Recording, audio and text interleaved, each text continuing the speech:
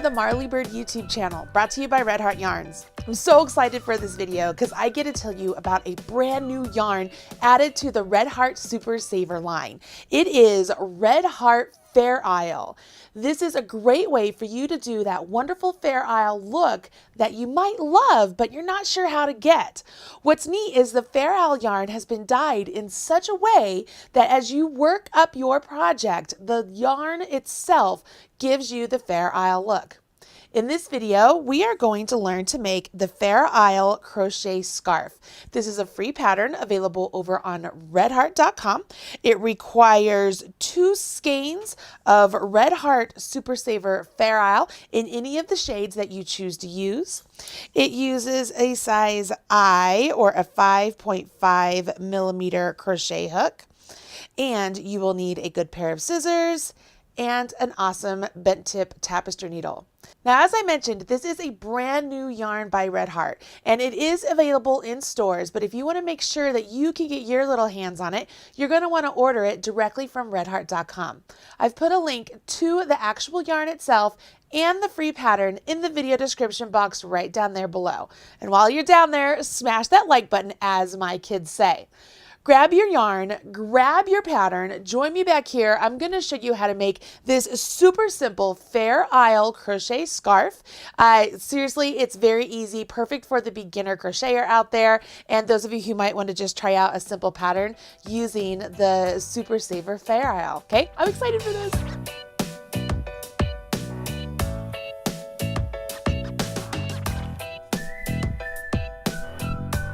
Let's jump in and learn how to make this really easy scarf.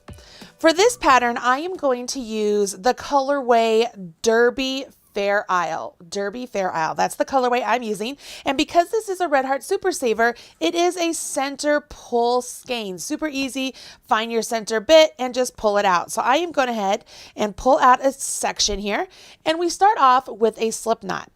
Place the tail of a yarn in your hand. Take your working yarn, wrap it around your forefinger and middle finger. When you come back up, cross over. Now turn your hand. Go ahead. You could take your hook, go underneath the first loop and grab the second loop and bring it up. Take your fingers out and pull. Now you have this kind of big loop here. If you just separate those 2 ends of the yarn, it will tighten up on your hook and you have a slip knot. Pretty easy, right? So far, so good. What you want to do now is create 24 chains. Now, this pattern is written by Sarah K. Hartman, and it's really easy, and it's a great pattern to learn how to crochet, but it's also a great pattern to use for this new Super Saver Fair Isle because it allows the actual color changes to land where they're supposed to. So to create 24 chains, you're going to hold your yarn and your hook, and we will take our hook and going around the yarn just like so. We will grab that yarn and pull it through that slip knot that we created. Now, you do not want to pull your yarn extra tight at this point. We want that stitch we just created to maintain the same size that it was when it was on this portion of the hook. So that would count as 1 chain. You never count the loop on your hook as a chain. So when that slip knot was on our hook, it did not count. But now that we have worked through it, it does count. So that would be 1, and then you just repeat this process. Rotate around and pull through. That's 2, 3, 4. I'm going to pause here because I want you to see something. Can you see that I'm getting a really nice flat surface here with sections that look like V's? What I want to do is to make sure that my beginning chain here doesn't turn on me, doesn't twist and turn. I take the pad of my thumb and I rest it right there on those V's that we're looking at. I just rest it and I move it up with my hook about every 3rd or 4th stitch. So that was 1, 2, 3, 4, 5, 6, 7, and see how I'm keeping everything straight? I move the pad of my thumb up. 8, 9, 10, move the pad of my thumb up. 11, 12, 13, 14. I'm going to give myself some more yarn, and by moving my thumb up with the chain itself, it allows the chain to keep that straight section here. See how none of my chains are twisted? It just keeps it nice and straight, and you can use this for anything. I am going to go ahead and finish my 24 chains. You go ahead and do the same. Once you've reached 24 chains, this is a good point to go back and go ahead and recount your chains just to make sure. If you've been using the pad of your thumb along the top edge of your chains, like before, you'll see that you have a nice, clean, crisp edge. And all of those little V's that I pointed out before are just all sitting right there for you. So all you have to do to count your stitches, I'm going to grab this tapestry needle just to point out. Can you see that V right there? So this V right here, that's one stitch. That V right there, that's 2, 3, 4, 5, 6, so on and so forth. So if you count your V's, that's a great way for you to be able to count your chains. The next part of this scarf is really easy, and this is the stitch you will use for the entire scarf. We are going to put a half double crochet in the third chain from our hook. So we want to count 1, 2, 3. And in this third chain, we want to put a half double crochet. To do that, you will put your yarn over your hook, put your hook directly into that chain, and it doesn't matter if you go in to the back loop, the bottom loop, the top loop, whatever loop you want, just stick your hook in there. This is what we're going to do here at the start. Then you yarn over, pull up a loop, and you have what looks like 3 loops on your hook. You will yarn over, draw through 2 loops, and that last one. See that? You draw through all 3 loops. That is a half double crochet. We're going to do that in every chain all the way down this row. And again, we want to make sure that we keep this chain nice and straight. So because we used the pad of our thumb to keep those straight at the start, it's going to make it easier here from here on out. Let's make some more half doubles. So you start off by yarning over your hook. Go into the next stitch, yarn over your hook, come through that stitch, so it looks like you have 3 on your hook, yarn over, draw through all 3. Yarn over your hook, go into the next stitch, yarn over your hook, pull up a loop, yarn over your hook, draw through 3. Yarn over your hook, go into the next stitch, yarn over your hook, pull up a loop, yarn over your hook, draw through all 3. When you get to the end of this row, you will have a total of 22 half double crochets. All right, I just finished my last half double crochet, and I can see here I have a nice beautiful row of half double crochets. I could go back at this point and count each one of those half doubles and make sure I have 22, which I do. So the next part of the instructions, we are going to go ahead and turn our work. So you just turn your work, rotate it so that the work itself is going away from your hook. And now you will chain 2. So we'll chain 1 and chain 2. And you'll notice in the instructions, it said that this chain 2 counts as a half double crochet now and throughout. That's very important for you to make note of, because what it means is this chain 2 right here is going to represent a stitch that goes into that place right there. So you want to make sure you do not accidentally put a stitch into that stitch right there, because this chain 2 represents the stitch that would be placed right there. So what you will do is you will half double crochet in each of the next stitches all the way down. So we will skip this one and coming over here working through both of the V's, so working through both the back loop and the front loop. Okay, so there's like this gap right there. Can you see that gap? I'm going to put my hook right through that. So that is when you can see you have both loops on your hook. Yarn over, pull up a loop, and you have 3 on your hook again. Yarn over, draw through all 3. Yarn over your hook, go into the next stitch. Yarn over, pull up a loop. Yarn over, draw through all 3. Yarn over, go to the next stitch. Yarn over, pull up a loop. Yarn over, draw through all 3. You will do this all the way to the end of the row, and you will have 22 half double crochets again, but remember that that first chain 2 counts as a half double crochet. So when you're counting your half doubles, you want to make sure that you're counting that in your total. As I'm coming up to the end of my work here, I want to make sure I work all the way down here to the edge, so that way my my edge itself is nice and clean and crisp. Once I get to the end of my row, I will go ahead, turn my work, and repeat row 2. So I chain 2, and remember, I will not put a stitch into this one because this chain 2 represents that stitch that would normally go there. I will yarn over my hook, go into the next stitch, and complete my half double crochet. And I will do this all the way to the end of the row.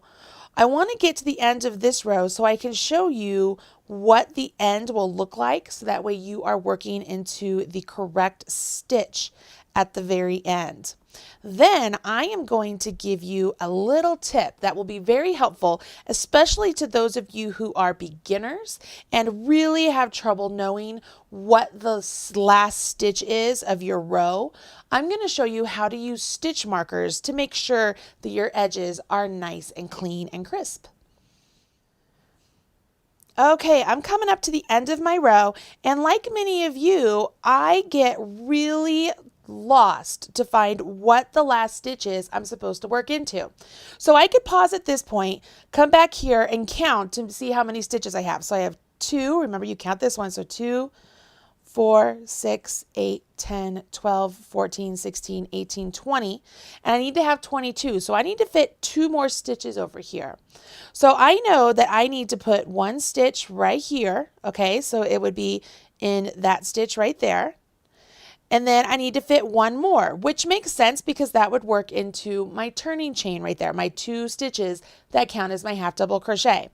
When you work into these 2 stitches, you have a choice. You can actually work into the big space there, okay? You can work into that space, but what that does is creates a hole on the edge of your work. What I like to do is, just like when we worked into the chains at the very start, I like to work into the actual chains that we made there. So I would go into the second chain, put my hook in, and create my half double crochet directly through that second chain. Now, if I want to go on and really make sure that I know exactly where my stitch needs to go without any guesswork, and this is really helpful for both of you out there who might be experienced crocheters or very beginner crocheters. Even I still use stitch markers. That's right, stitch markers. Stitch markers are really useful to point out where the beginning of your row is on either side of an object. I find them really helpful. I use them quite a bit, and when I teach beginner crochet in my local yarn store or at Stitches Expos, I always show them how to use stitch markers. So that's what I want to show you now. I'm going to use 2 stitch markers that I actually made, and I will put a link to how you can make these stitch markers right there in that little I button. So if you want to make some fun decorative stitch markers, you absolutely could do that. Or you could always go to the store and purchase these little removable stitch markers also. They work as well. But sometimes, you just like to have a little bling in your work. This is how you're going to use them. Are you ready? At the end of your work, we'll go ahead, we will turn. We will chain 2, and this is where we want to add our stitch marker. The reason we want to add our stitch marker at this point is because our chain 2 actually counts as a stitch. So the second chain of this chain 2 is the top of our stitch. That's where we want to put our last stitch on the next row. So you just grab the stitch marker, and we will attach it to the chain that's behind the loop on our hook. So I just have it dangling there directly on that chain. And what will happen is when I come back in this direction and I'm like, okay, where's the last stitch I work into? I will know what stitch it is because it's already marked. Once that's marked, I just ignore it. Like, I don't need to do anything else. Make sure I skip that first stitch because that's the way the designer wrote this pattern. And we will put half double crochets in every stitch all the way to the end. Now, because there's a right side and a wrong side, there is an end to 2 different edges, we are going to have 2 stitch markers in total used on this project. We will have a stitch marker at either end of this scarf.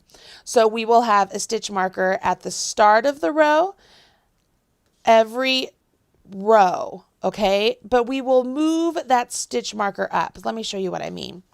When I get to the end here, I didn't add a stitch marker down here yet. So once again, you'll see that I would be like, okay, where's the last stitch? Well, I know that I have to put one right here. And I also know I have to put one in the top of those two turning chains. So that turning chain right there. So I did my half double. Okay. So there's my start stitch marker at the start. I would turn my work, chain 2, and this is where I would add my other stitch marker. Okay, I want to add it at the start of this edge. So I grab my stitch marker, put it in the second chain, right? Not the one that's on our hook, the one below it, and then I ignore it. I go down to the other edge. Go ahead and work my half double crochets all to the other edge. And what you're going to notice is when I get down there, the first stitch marker I put in place is down there waiting for me, and it's going to tell me exactly where my last stitch of the row is. And it's going to be really helpful. I know some of you might not need this little tip, which is totally fine, but there are some of you out there that maybe have always struggled with your edges being a little bit off, coming in, going out. This is a great way just to make sure that your edges are nice and straight, which is perfect for a scarf because you don't want your scarf to be all wavy. So I'm here almost to the very end. Sorry, my markers are hitting the table a little bit. And I could be like, oh, okay, so there's where my last stitch needs to go. So I have one stitch right here. And now I know where that marker is. I can put my hook right there where the marker is and complete my half double crochet. Turn my work, chain 2, and move my marker up. So I take it out of that one, move it up, put it into that one, right? And I carry on just like before. And when I get to the other end, that's when I'll have my other marker down there waiting. Pretty cool, right? It's really easy. It's super simple to do. And you don't have to just do this on scarves. You can do this on blankets. You can do this on garments. You can do this on hats. Anything that you need to make sure that you know where that last stitch is, you can use stitch markers. Okay, now that you know how to do the half double crochet, how to use stitch markers to make sure your edges are nice and clean, you know how to complete this scarf. So all you will do is work your scarf up to the measurement as listed in the pattern. There will come a point in time where you have to add a new ball of yarn. So what I want to do next is show you how to add that new ball of yarn so that way you're aware of how to do it. When you add a new ball of yarn, you want to make sure you do it at the end or the beginning of a row. You don't want to add yarn in the middle of your project because it just is better to add it at the edges. So meaning if you run out of yarn maybe mid-row, rip out those stitches until you get back to the beginning and change colors at that point. We're going to pretend that I need to add a new ball of yarn right now. So I'm on the last stitch, so I would yarn over, go into that last stitch, yarn over, pull up a loop, and all of this is done with the yarn that I'm still working with. But what I want to do now is I want to grab whatever yarn I'm changing to, and on my final yarn over to draw through all of these stitches, I will do that with my new yarn. So I'm going to use a different yarn just so you guys can see what I'm adding here. So I've just grabbed a teal yarn. And what I did is you can see I put the tail like right up next to the working yarn that I was working with.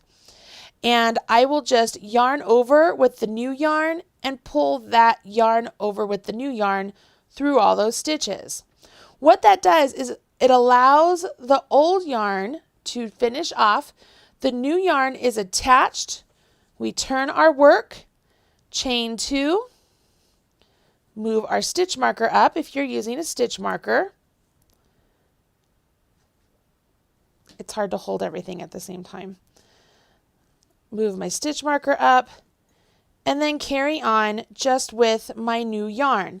The tails of the old yarn and the new yarn you attach, so these two sections here, you could go back and weave in your tails later on. I'll show you how to do that as well. So let me go ahead. I will just snip this off. Let's just pretend that was working there, and I will go ahead and I will just snip this off as if it ran out of yarn.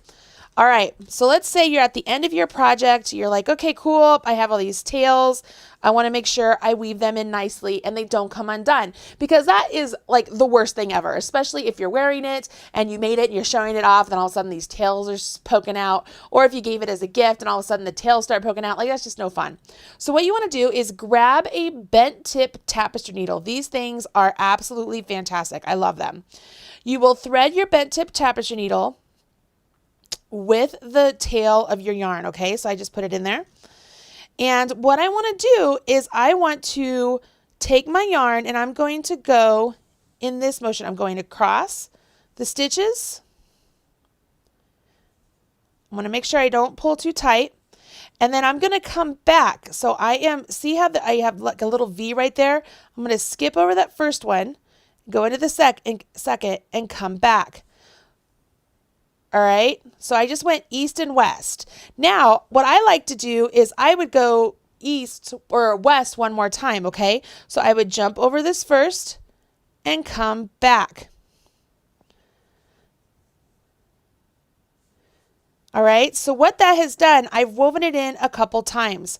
What I can do now is I could go north and south, but because we're working with yarn that has different colors, I'm actually just going to go back one more time. And this time as I'm coming back, I want to try and split through the yarn of the tail yarn that I've already come through, just so that it kind of grabs at it. The reason I'm going back one more time is I like to snip my tails where they're down here at this edge. I don't like slipping my tails over here because I feel like they poke out. But if I slip it down there, it's not coming undone. Look at that. It's nice and secured in. And I could do the same thing with this bit of tail. Now, obviously, I'm going to mention it one more time because I know some of you will get confused by this. I used a different yarn altogether just to show you how to change colors. You would want to make sure that you use the same yarn colorway and dye lot for your scarf, and you would just weave in your ends. Once you finish the body of the scarf and woven all of your tails, the last bit is just adding some fringe, which is really simple and super on trend, but maybe you've never added fringe before. It is so incredibly easy. Let me show you how to do that next.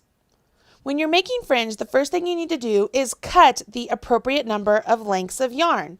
So we are going to have 10-inch lengths of yarn, and we need a total of 18 groups of 5, meaning we need 90 10-inch lengths of yarn. So all I'm doing right here is, because I'm just going to show you how to do this first one, is I am just guesstimating 10 inches here. Once you have your lengths of yarn, go ahead and fold them in half. This halfway point right up here, this is the part that will be up against the scarf, okay? And we want to make sure that all of the little fold overs are all on the same side. So pick which side you want that side to be. Once you have that side chosen, go ahead and make sure it's facing you. Once it's facing you, we want to pick the midway point here for the start one. So I'm going to say that that's about midway. And I'm going to put my hook directly into the midway point. I will then grab the center of my folded fringe here, and I am going to pull that through that stitch. Okay? So I've pulled it through the stitch. Now that I've pulled it through, I open up this center midway point, and using my fingers, I can grab the tail and pull that through. And I'm just giving it a pull. It's just tightening up the center bit, the center section that I pulled through. Right there. And I've added fringe, okay? Once you've added the fringe to the center portion of the scarf, you will then apply the fringe evenly spaced out on either side of that center. Once you've done that, you have a really great scarf. Now, because I don't have a finished scarf here with me, we're going to take a look at the pattern once again, and let's take a look at what you should be having here. Is you can see right here that the yarn itself gives the really cool look of a really simple Fair Isle. Using Super Saver Fair Isle is a really great way for you to get a pretty neat look using just one colorway of yarn. Of course, it's not going to look like absolute traditional Fair Isle, but this is one of those cheater methods that's really great when you're in a pinch. Hopefully you've enjoyed this video and you will share it with your friends. If this is the first time you've ever crocheted a scarf, hopefully I helped you out, and those stitch markers will really be helpful. So go ahead and make your own, make some little bling for yourself also. Hope you will grab some Red Heart Super Saver Fair Isle yarn of your own and enjoy making projects with this wonderful yarn. I'm Marley Bird, proud spokesperson for Red Heart Yarn, and good luck. Hey, don't leave yet. I'm sure there are other videos here that you will enjoy. Go ahead and check out some of my knitting and crochet videos as well as some of my crafting videos. You will love them, I promise. If you hit subscribe, you'll be up to date whenever there's a new video released. And as my kids say, don't forget to smash that like button. Bye.